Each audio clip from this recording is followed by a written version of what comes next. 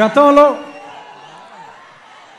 Telugu Desam party అభిమానులు, జనసేన అభిమానులు, Bharatiya Janata party అభిమానులు అందరికీ నా హృదయపూర్వక నమస్కారాలు.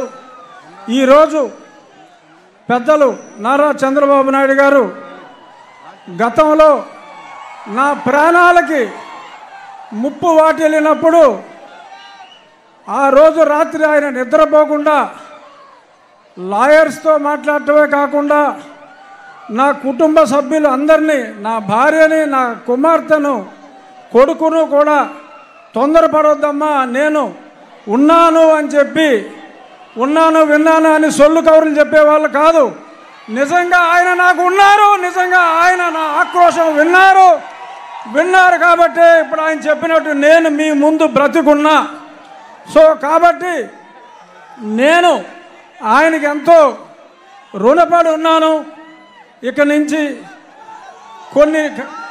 కొన్ని కారణాల వల్ల నేను 4 ఏళ్ళు దూరంగా ఉండవలసి వచ్చింది.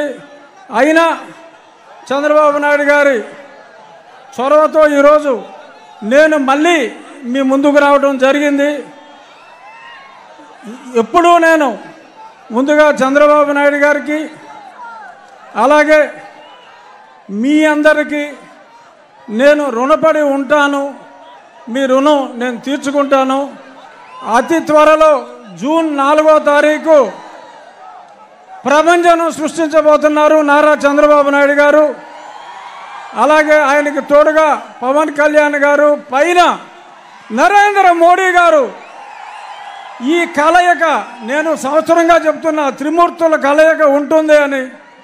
అందులో బ్రహ్మ మోడీ గారు అయితే, విష్ణుమూర్తి మన చంద్రబాబు నాయుడు గారు, పరమశివుడు పవన్ కళ్యాణ్ గారు, సైన్యం మనం అందరం.